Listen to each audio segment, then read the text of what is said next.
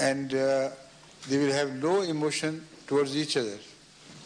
Because in cloning, you do not feel any emotion about concerning anybody.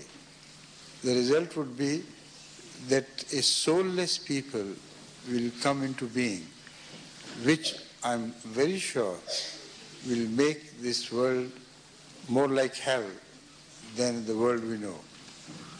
So it is a very stupid exercise, if at all it has any meaning. It will destroy the peace of human mind. And then these cloned people, if they are cloned from the cells of a great wrestler, for instance, or a great boxer, they will all be born very huge, you know. Like sometimes you see in the freestyle wrestling on television, you see some people very huge and big, white hair and very cruel. So all the world will be filled by those. Would you like that? Will you? Would you like that? To be dominated by these cruel monsters? No. No. So you already know the answer. Cloning is extremely stupid. God has invented another way of reproducing life, which is a normal way, which has so many advantages. But cloning has none of those advantages which are shared by children who are normally delivered. You understand? Good, thank you.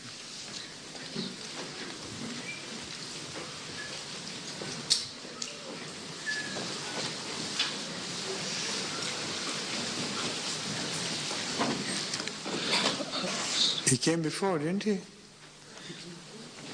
No? No, this is first time. Someone who looks like him, he came before, huh? Yes. Please, your This question? is Nida Khan. Are you from Huddersfield? From where? Birmingham. Huh? Birmingham. All right, all right. He asks, what is the difference? Are you Sayyid? Nida Khan. Khan. Yes. Okay.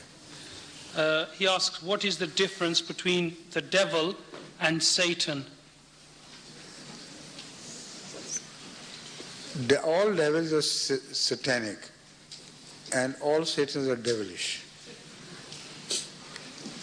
Just two names given to the same style of person. Many humans are devilish or satanic. So there are two different names applied to the same thing. Right?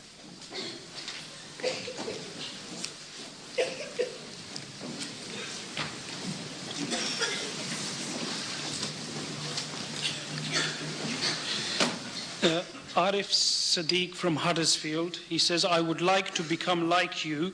What did you do at my age for me to follow so that I can become like you?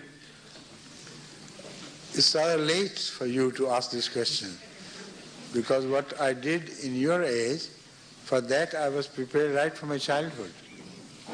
I was brought up in a manner right from my childhood that left me no option but to be something which I was at your age.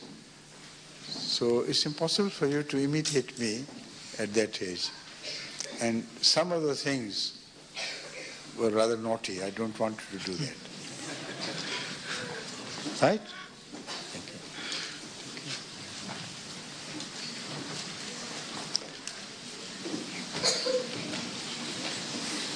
Strong, stop, bacha.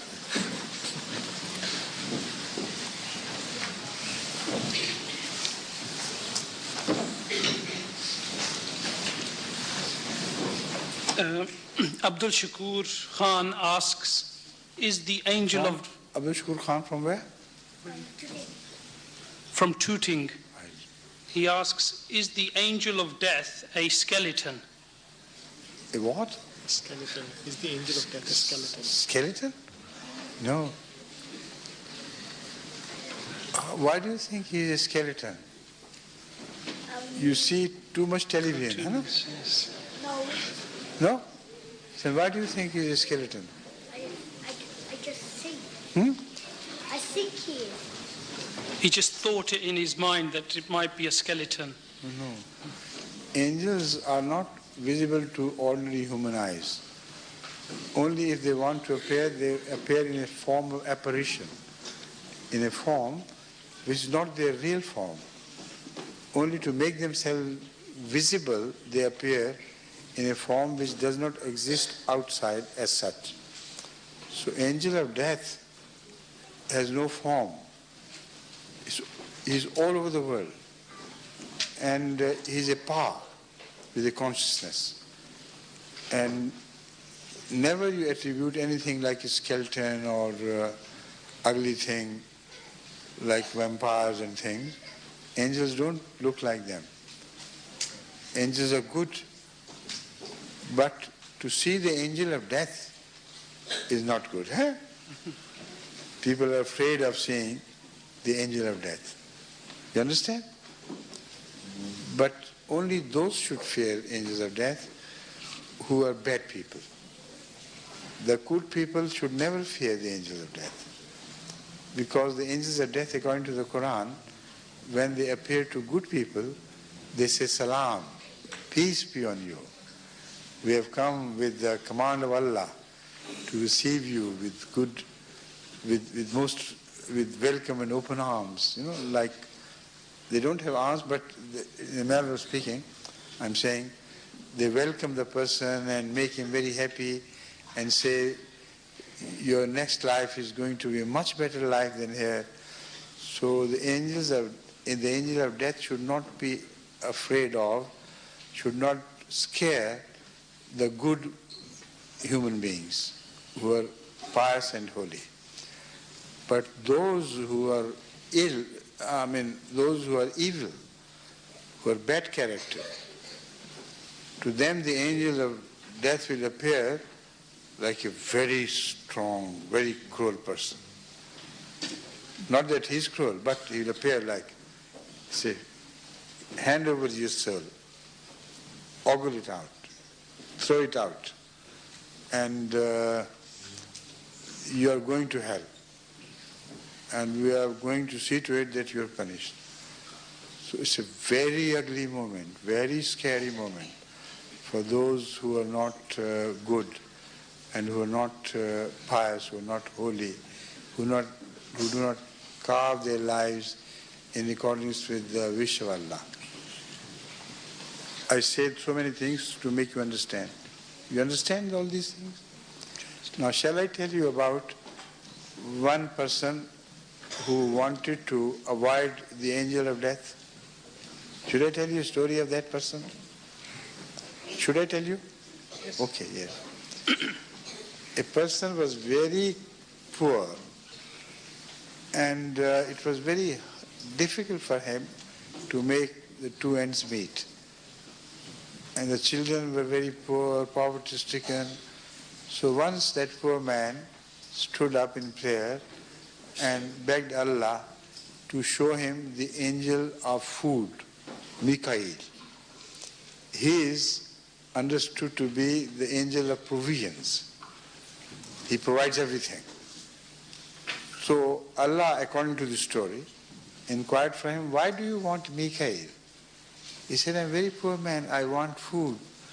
I want to become wealthy. And that is why I asked you to send angel Mikael to me. So Allah said, if I make your provisions through Israel, the angel of death, and if he tells you the ways and means by which you can become very wealthy, what is the harm in the angel of death? In the angel of death, he said, most welcome. Yes, no problem.